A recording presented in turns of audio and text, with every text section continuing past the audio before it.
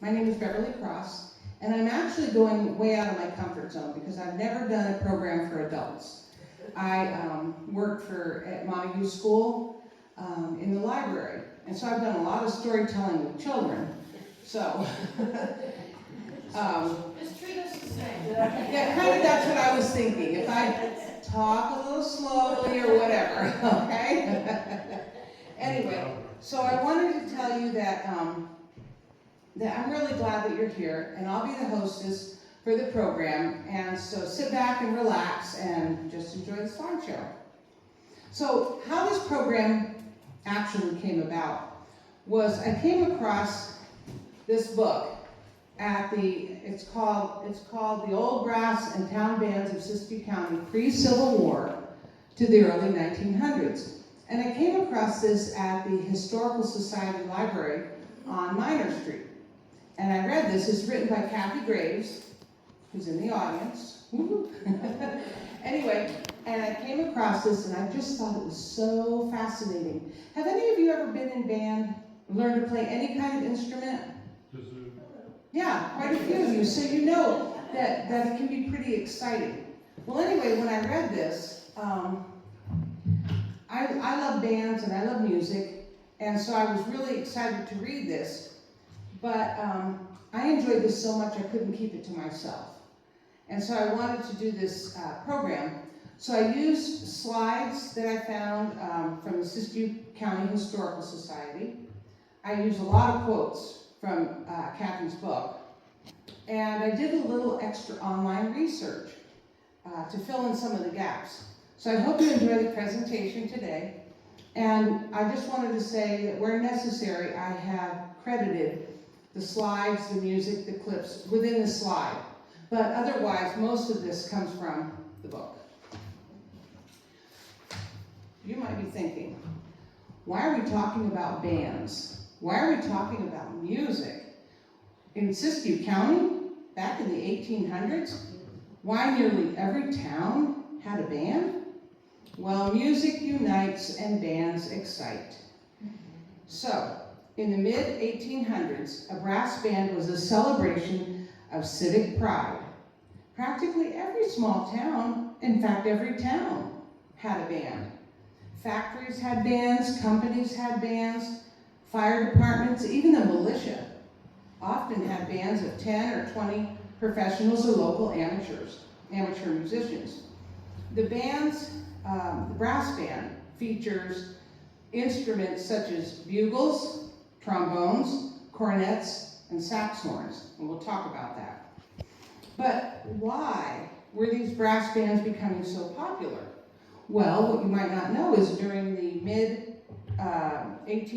around 1837 to 1857, according to the Siskiyou Pioneer, there were great advances in the durability of outdoor instruments, as well as new technology in printing techniques. Sheet music was becoming more available, and instruments were getting sturdy enough for outdoor use. But why, this was my question, why in the diggings? Why in the gold fields? What possible use could a band have in a gold mining town? I mean, if you think about it, we're up in far north California.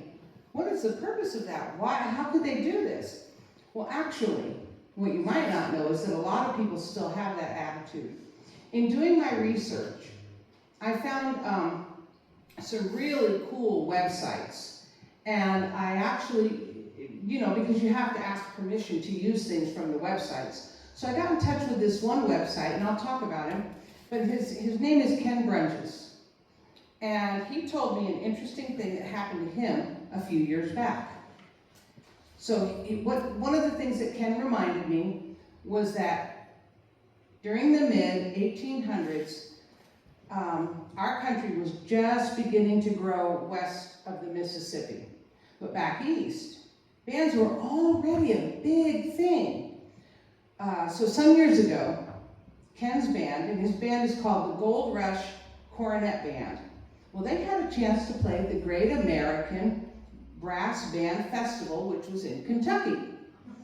His band was received, they had some really mixed feelings about this band being there, because on the one hand, it was seen as very unique, because most of the bands at the festival were from east of the Mississippi and had no knowledge of bands in the wilds of California.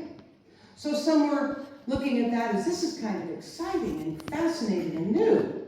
But on the other hand, they were looked at with a great deal of skepticism, because some of the old school musicians actually questioned the legitimacy of having a band, a brass band representing traditional music coming from gold mining towns.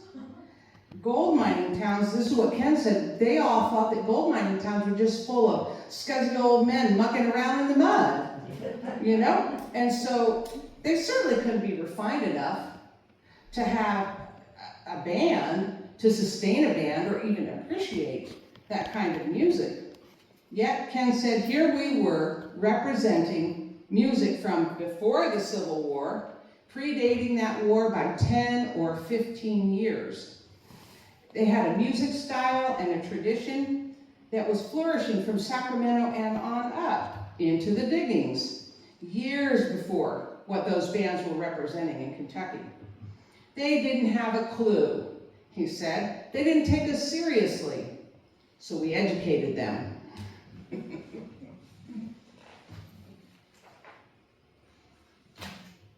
So then Ken and I continued talking, and as the Siskiyou Pioneer made very clear, these gold rush bands were very unique because they would bring together not only American musicians and their style and literature of music, but the music styles and sounds of other countries and cultures.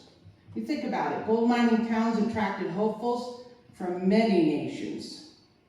There were Germans, Italians, Polish, American, Chinese, Irish, Scottish, English. Those were just some of the nationalities that came. And if they were a musician, naturally they brought their instruments with them. Or they would buy an instrument in San Francisco or Sacramento before they headed out. So often, when they would come here with other musicians, they would have kind of a melding or a blending of the styles and tunes they were used to playing. So they kind of merged together, you know? And if enough musicians from one country were in the same area, they could actually form their own ethnic band. So bands of the day were important because they served both social and civic needs. Performing at various events, whether formal concerts or informal gatherings, that helped kind of soften the harsh realities of the gold rush life. If you think about that and you know about California history, sometimes it can be very isolating, a little bit depressing, you know, depending on how your mining efforts were going, I suppose. But back then, no public or civic event was complete without a band. The music lifted the morale and the sense of community in what could have been a very isolated lifestyle, kind of cut off from the rest of America. Bands filled the need for community, which is why nearly every small town had a band. That makes sense? It does to me. So, as I mentioned before, there were advances in the technology of the instruments themselves. And here's one that was probably one of the most important developments for all brass bands. This was the invention of the piston valve by Heinrich Stolz in 1915. These mouthpiece up so I don't drop it. You know how that is. Anyway, this trumpet is from the serial number. The serial number lets me know that this trumpet was made in 1905. So it's 120 years old. And what we're talking about is the valves. These are the piston valves that go up and down, like that. So that kind of a valve, according to research, was by Heinrich Stolz in 1815. And this is the kind of valves that we're used to seeing.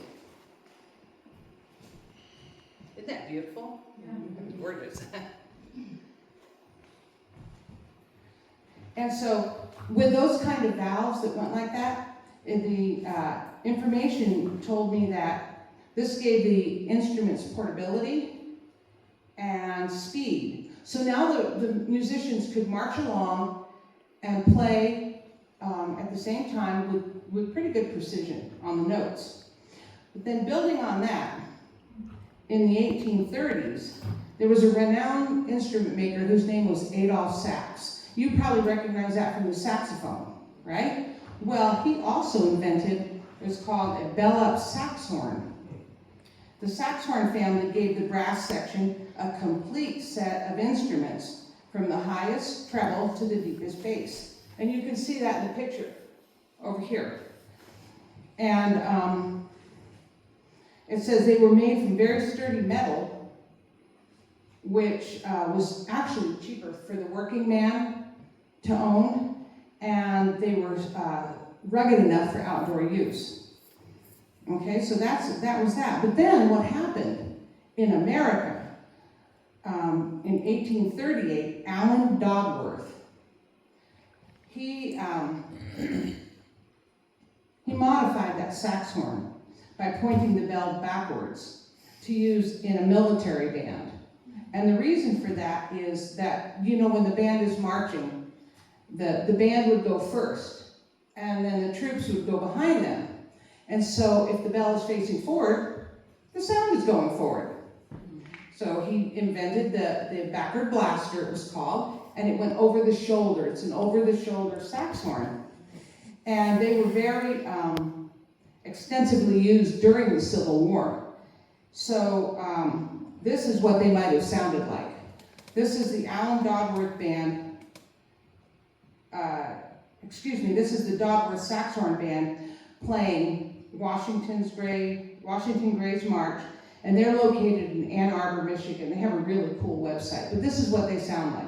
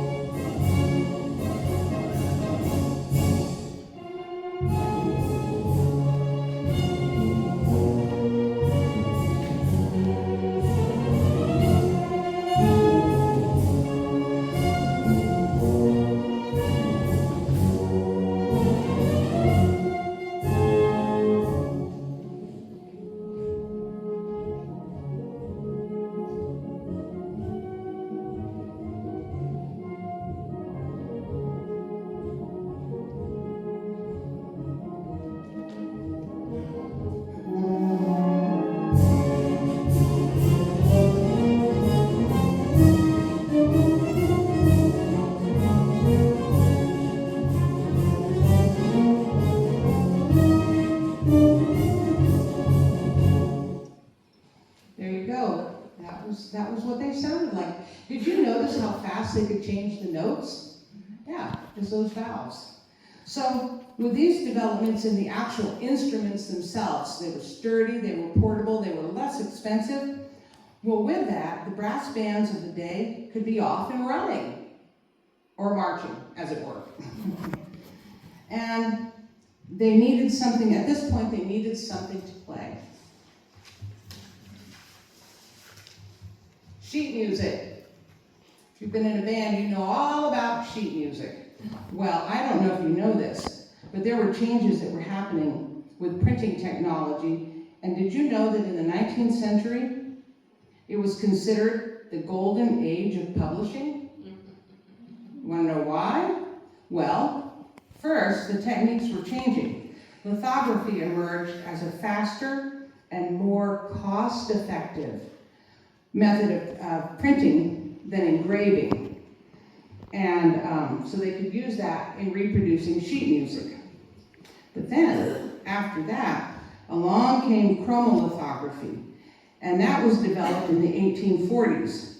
That made printed sheet music. They could print it, and it was illustrations on it. It was very colorful, and it was boosting the appeal of it. So, this enabled, well, why that was important is because at this point it enabled publishers to be able to print larger quantities of sheet music. And that, when you print larger quantities, it can make it actually more cost effective for the average person to buy. And that was what was happening. The wider public was becoming interested in sheet music. And finally, the availability of printed sheet music encouraged more composers to write music for bands. They were catering both to professional and amateur musicians. And what we see here, these were typical California Gold Rush pieces of sheet music. The California Gold Diggers, that was actually a song that was composed, and it was about gold miners. It was a humorous song about gold miners trying and failing to find their fortunes in mining. But the other one is very interesting. It's called the Flood Mazurka, and that dates back to the Great Flood of Sacramento in 1852. And the interesting thing about the Flood Mazurka is it was sold as a fundraiser, kind of, so that the proceeds of that actually went to help the people who were victims of that flood. And so that was that. And so this is what the Flood Mazurka sounded like. And this is performed by Ken Brunges' Gold Rush band that I told you about that went to Kentucky. This is his band. Hang on a second. There we go.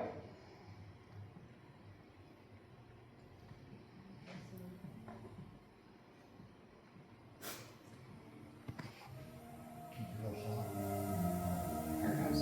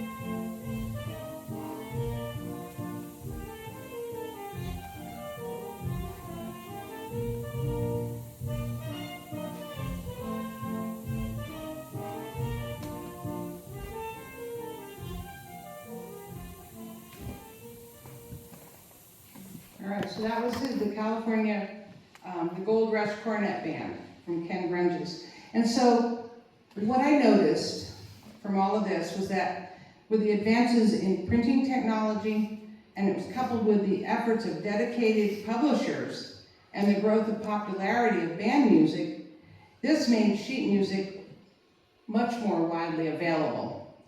And with these developments, they added significantly to the growth of band music and its role in the 1800s. Now, strike up the band, the women are coming. This was a very interesting bit of history. In May of 1851, the Columbia Brass Band of Columbia, California, along with 6,000 men, so the band and 6,000 men, escorted one woman, Sarah Desnoyers, the first white woman that they had seen in months. They escorted her into their merrily decorated town. This was the band's first documented appearance, and it was now a move a little closer to Siskiyou County. And so while the old Columbia Brass Band made no recordings, nor could I locate any local recordings, we can be sure that they sounded something like this. Now this I have the El Dorado Brass Band's rendition of O Susanna, which was written in 1847, so you know this was a popular song back then. And I found this clip of the band playing online, so you could actually go and find these Okay? But this is what it sounded like. Oh, Suzanne.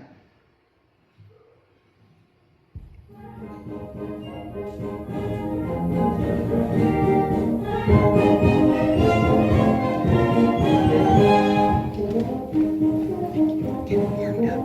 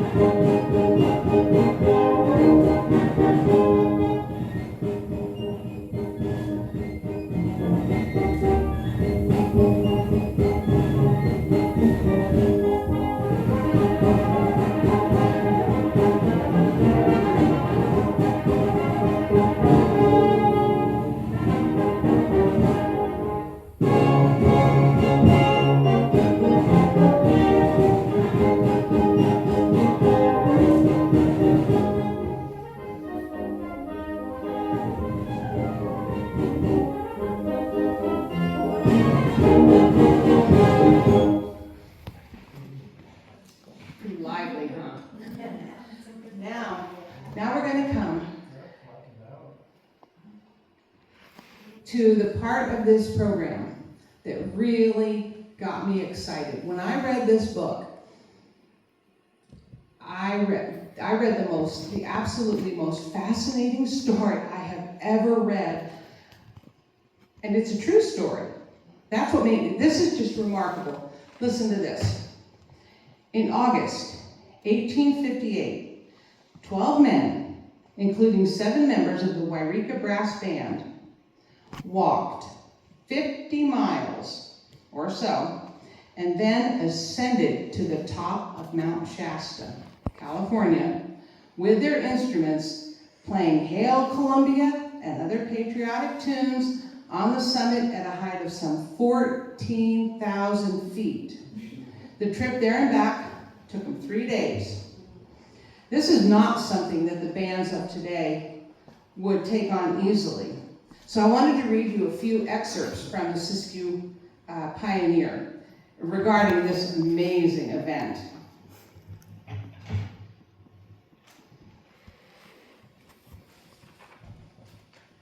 During the latter part of last week, the Yreka Brass Band, together with a few friends, enjoyed a delightful excursion through Shasta Valley and up to the summit of Shasta Butte Mountain for the sole purpose of gratifying an innate desire to sound their horns like Gabriel of old in the patriotic strains of the national anthems. The party left Yreka in a large bandwagon, pulled by a lively team Thursday morning at an early hour. My guess is about 6 a.m. And it says, we proceeded south through Shasta Valley.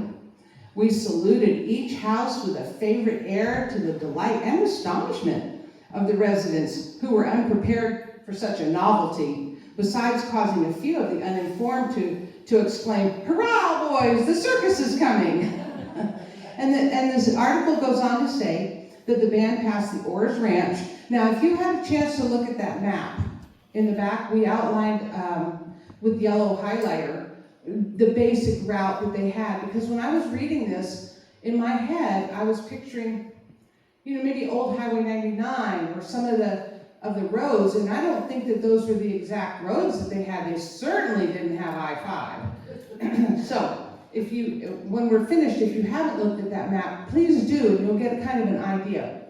But anyway, they passed Orr's Ranch, which was south Yreka, at an early hour.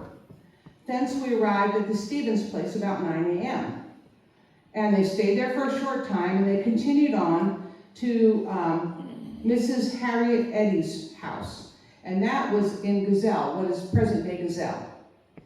And, she was a good hostess. She gave them hospitality and good things to eat and to drink. And it says, the road from Yreka to Mrs. Eddy's is excellent, and the distance quite convenient for a pleasant drive. They're in the bandwagon. They're not driving the car. But anyway, it goes on. It says they did a musical salute, and they continued on, and they got to the White's place, and then they had to stop by Mr. Summercamp's. He waylaid them a little bit by his happy smile and a canteen of something good to drink. And then they stayed there for a little bit, and it says, our gracious thanks were tendered with the accompaniment of My Mary Ann, played by the brass band. And today I have a really special treat for you, because with that trumpet, you ready?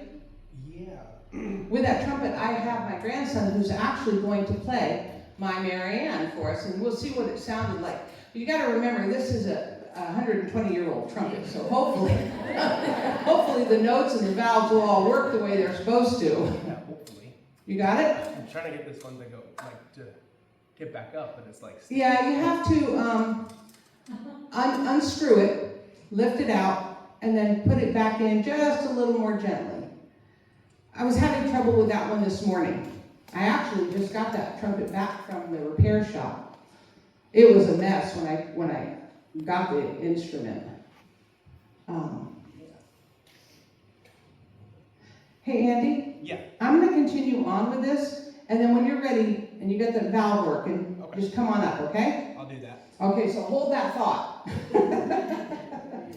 Anyway, and they're talking in here about, he's going to play My Mary Ann, and then it says, the atmosphere as we proceeded seemed to be growing heavier, and the clouds lowered over our heads, caused no doubt from coming in close contact with the town of Bummerville.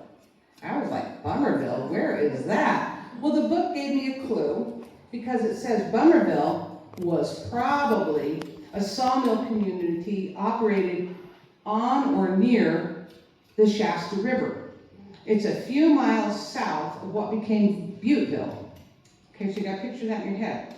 South of what became Butteville, the old timers say that there was a sawmill that was operated in the early days just north of the present day Shasta River Highway Bridge. So you got the general area, so they've gone south, kind of a southeasterly kind of way, and they're down by where the Shasta River Bridge area would be. And then it says, it goes on to talk about how that the sawmill was located along an old wagon road somewhere near the base of the Eddy Mountains.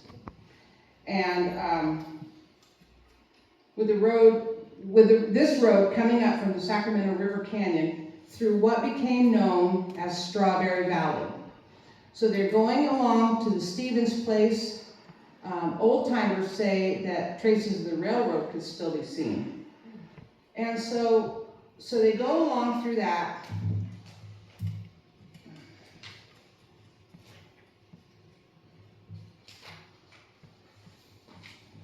Okay.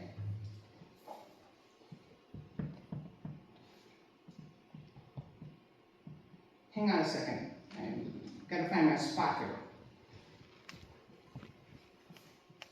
Okay, there we are.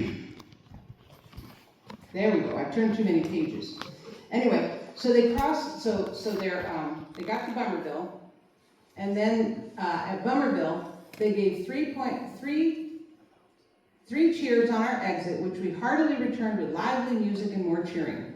Further on, the sawmill of Burns and Mayhew, I said that. It was at the base of the Eddy Mountains. And as we journeyed through the wilderness, we soon observed a sign hanging from a tree labeled the Forest Home. And this area is where Bill Sulloway came out with his hands, again, full of bottles and glasses, and they were offered to them something good to drink, and it was remarked that Bill Sulloway was bound to give us the last shot in the locker. And so then they stayed for a little bit, and then they continued on. And it says, we next arrived at the Clark's place. And this is at the actual base of Mount Shasta by this time. And we found a number of Yreka folks already recruited and were waiting there. And this is where they deserted the bandwagon at this place. And they proceeded on the journey with their horses. The horses were packed with the provisions and the blankets, and they proceeded on. It was about 3 p.m. for the campground at the foot of the principal object, Mount Shasta. So now they're on their horses and walking. They're getting to Mount Shasta finally. Has it got it working? I got it working, I think. All right, well, come on up. So this is what they play. This is My Mary Ann.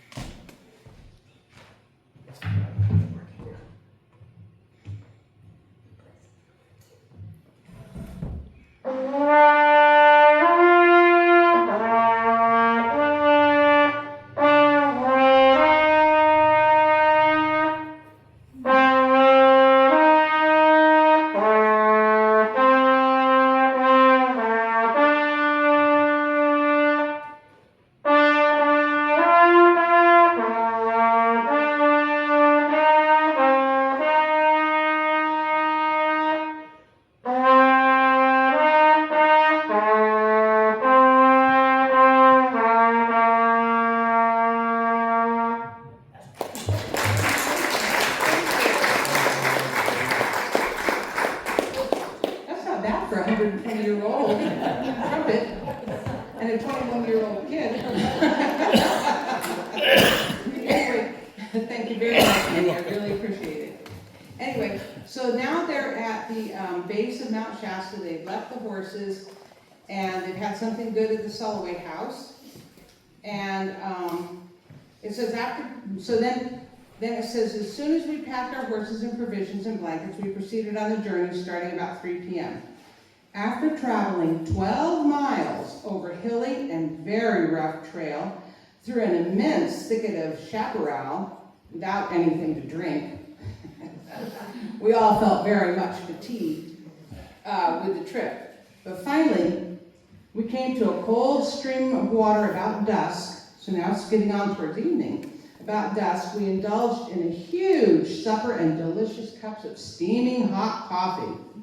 Campfires were built, our horses attended to and picketed, our blankets spread out on the ground, upon which all were soon laid down to a peaceful slumber. About 6 a.m. Friday morning, we commenced the ascent, carefully packing the musical instruments. Nearly all the way up to the bluff, we traveled over snow which was frozen hard, suggesting the dire necessity for iron clamps on our feet on account of the continual sliding and falling down.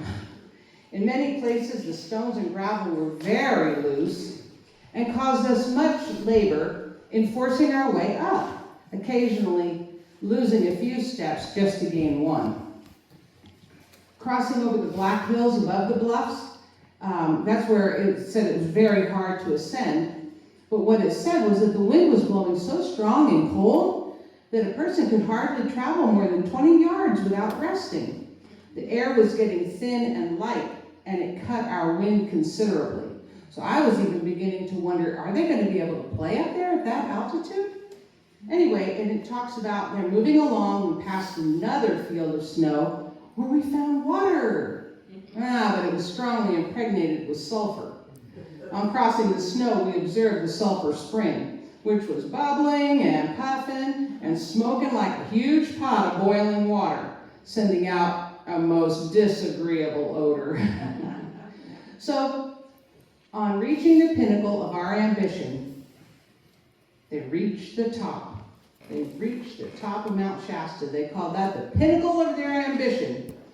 They found the flagstaff, and there was a cache of things that had been left there by various ladies and gentlemen in the vicinity. They actually deposited copies of the Yreka Union and the Yreka Chronicle dated August 12, 1858, together with a copy of the Yreka Lodge's bylaws. And when they were up there, the Yreka Brass Band, they were so highly elated on this natural apex of the Great North. They reached the top, and it says they played the national airs of Hail Columbia, Star Spangled Banner, Washington's Grand March, Yankee Doodle, and this is what they might have sounded like.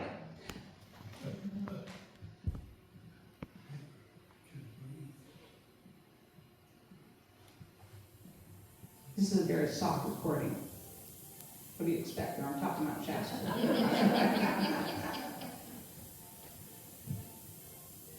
Or it goes, Is that as loud as it goes? yeah. Hang on. It's gotta go louder than that. It was louder than that before. Yeah. Only get out of the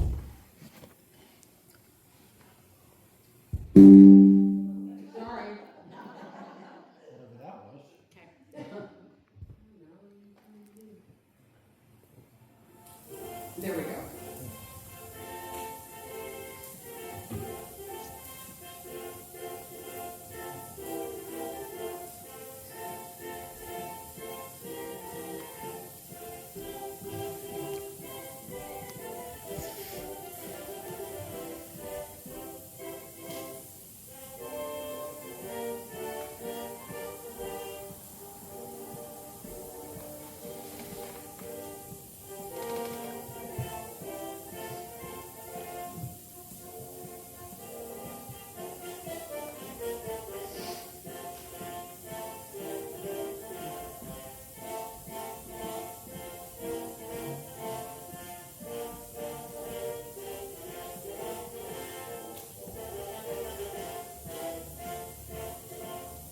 Yay, they did it! Well, what goes up must come down. So it says Mr. John Garner was the first man of the party to reach the summit, and he was also the first man to head down. And so it says, coming from the bluffs, we seated ourselves on the snow and had a general sliding downhill, occasionally throwing lofty somersaults and jumping and digging our heels in the hard snow to check our headway. Those who didn't have sharp boot heels were considerably rent in their habiliments. They tore the breeches out. And it says the entire party took from an hour and 15 minutes to about 2.5 hours coming down. And on the way from the campground, the road was lost a number of times. But by going back and starting anew, we finally arrived down the mountain safely. Then it says Friday evening, that night, they had a ball that was given in the Soda Springs house. And it was a very fun event, except there weren't as many ladies present as the band would have liked. And so early in the morning, they started back out, heading home to Yreka. They were making their way back, and the book states that our party, in returning to Yreka Saturday evening, were greeted with the kindness and enthusiasm along the road, especially at Bummerville. And Mrs. Eddy's, and she had more snacks for us. And then it says about 8 p.m., we arrived back in Yreka with ragged clothes and almost soulless boots and shoes. What a trip. I don't think that, it says the band, Yreka band, was certainly made up of public-spirited and energetic young men. And even to this day, we know that music and bands are very important in Yreka. You know, we have bands, but I don't think that any band would venture to take a 3-day hike, 50 miles up, play, and come back. Amazing, isn't it? So, I said, as a mode of transportation, I mentioned that the band, when they started out heading from Yreka to Mount Shasta, they used a bandwagon. And it could have looked something like this one. This is the bandwagon that's transporting Etna's brass band to Crystal Creek. It appears to be a mud wagon with the top removed to suit the purposes of the band perfectly. Etna's history is really peppered with frequent mentions of the band's participating in social and civic events, both in Etna, surrounding towns, including Yreka. Or it could have been a bit fancier, like the one that we see here. This is a rare photo of the Montague bandwagon, and it's loaded with both members of the band and the baseball team. The 4-up hitch wagon was painted red on the body with white accents, and this appeared in parades and other celebrations in Northern California. Well, wait a minute. I said the band and the baseball team? Baseball was also quite popular in the late 1800s. And so the Montague boys could be seen both in the band and on the field. And here's what the book has to say about that. It says, the Montague bandwagon played a conspicuous part in Siskiyou County's colorful history just before the turn of the 20th century. The Montague Brass Band, which was composed of members of Montague's fine baseball team, furnished music for many a gala event throughout the county during the late 1890s and early 1900s. And then it goes on to say that it's difficult at this time to say whether the band supported the baseball or baseball supported the band. We couldn't quite tell, but it says some say that the proceeds from the baseball games provided the bright, colorful uniforms that the band members wore. And other stories say the band gave dances to purchase the baseball equipment. We don't know, but at any rate, they each shared in the glories of furnishing many an afternoon and evening's entertainment. Very community-oriented. But if you've been in band or associated with any band member, you'll know that bands can be a little eccentric. Band members can be a little eccentric. And the book talks about this. It says, the eccentric behavior of the band members was well known. Here's an example. They had a St. Patrick's Day dance.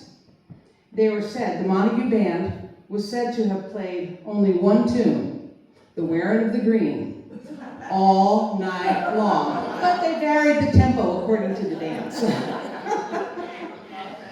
And then another story that the Siskiyou Pioneer brings out, it says another one of their adventures was printed in the Yreka Journal of July 8, 1908. It says, the crestfallen band members had returned from giving a concert in Dunsmuir, minus their instruments.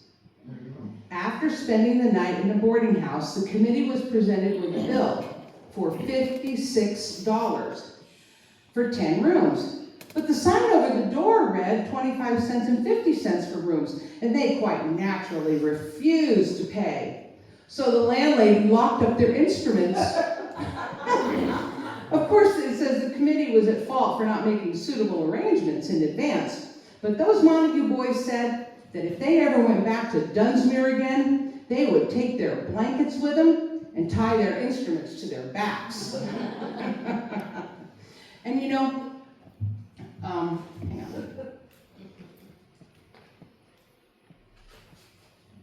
So we're talking about how eccentric the bands can be, the Montague Band, or any band in general. I wanted to share with you this photo. This one, the Montague Band in 1905, they're dressed in costume.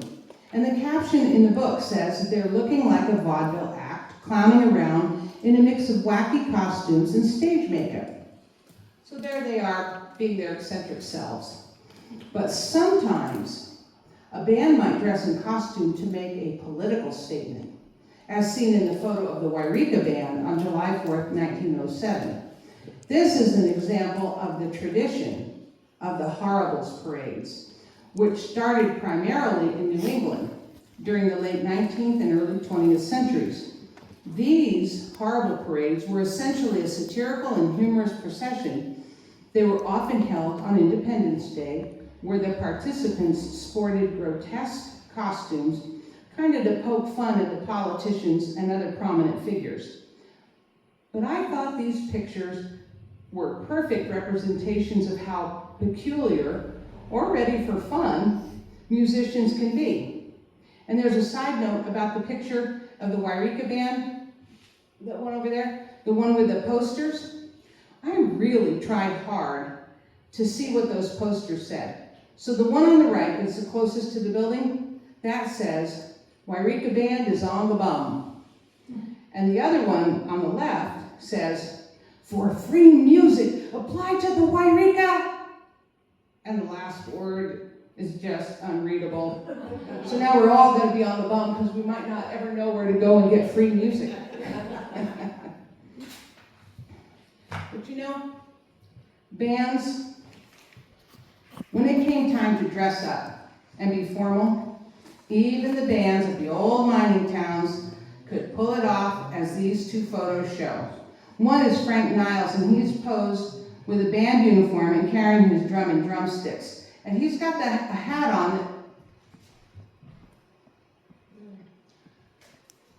it looks very similar to this hat. This comes from Montague. And this is from the early 1900s.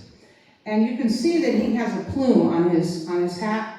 This one has a space for the plume, but there was no plume. It was probably disintegrated long ago. And then on the back, so that they look spiffy, they didn't want to have their chin strap, if they weren't using it, they didn't want to have it just dangling down. So on the back, there's a little hook. And that's so they could hook their chin strap up, and they would still look nice and sharp.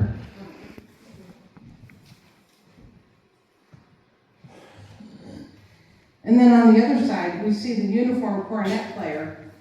He's wearing a uniform that matches those once worn by the Montague Brass Band. But you know, even if a band didn't have matching uniforms, if the event called for it, the band members certainly knew how to dress for success. And even today, bands in smaller schools and smaller areas, even if they don't have a formal uniform, they all still know exactly how to dress up and look sharp for their performances. And this photo I thought was really interesting because you can find things like this from the Historical Society at their library. This photo is from the Meander collection, and I'm not sure which one. Maybe somebody in the audience would know. But one of the gentlemen cornet players is Fred Meander Sr. And you can tell, we don't have a date for this photo, but we know that it's pretty old because, well, you can tell their style of dress and look at Minor Street.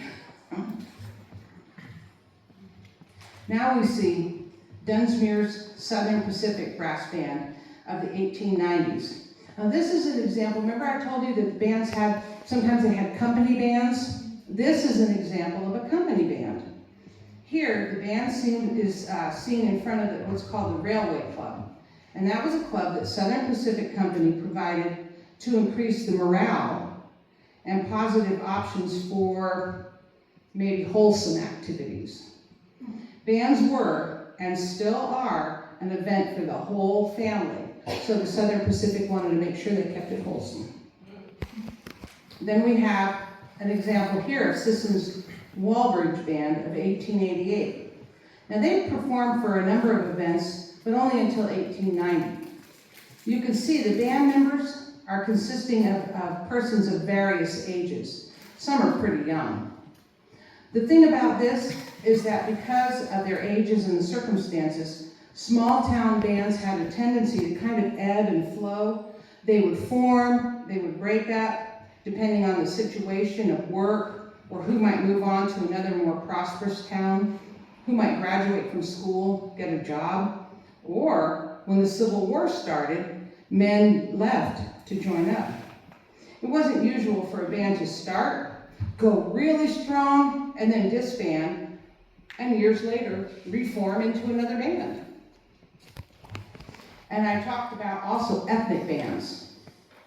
This is the Weed Italian Band of 1915. Now we know that Weed had a popular Italian band in and around the early 1900s, but there's not too much information about them. Above, you see the three members of the band in 1915. Mr. DeMarco, the band teacher, he's the man in the center of both of those photos. Well, these youthful gentlemen would play for local sporting events.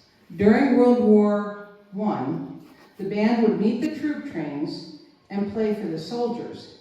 But a note on the caption told that at the start of the war, there were 25 band members, but sadly, 10 members of the band died during the war. Another interesting bit is that the gentleman on the right, Mike Patella, he's one of the trombone players. He came all the way from Italy to Weed in 1913 at the age of 19 to join his brother. And besides being a band member, he opened up his own shoe shop on Weed's Main Street. and worked there until he retired in 1968. And who knows, some of you sitting here may have gone to his shoe shop. I don't know. Anyway, now we see the Fort Jones Band. And this was in 1887, they were organized by some enterprising young men.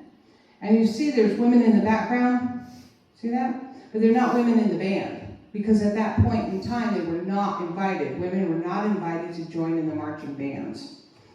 And this photo is from 1897. The band, dressed to the nines, was headed uptown for some special town event.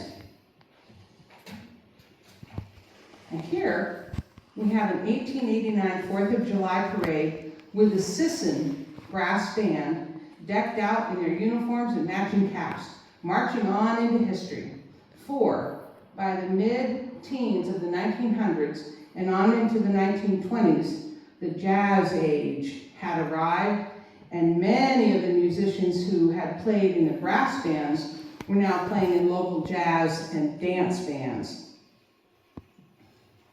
There is evidence of orchestras being formed concurrently with some of the local brass bands, and musicians would often double their talents. They would, in the orchestras, so they would try to stay with the brass band, but in the orchestras, maybe they would cover the woodwinds.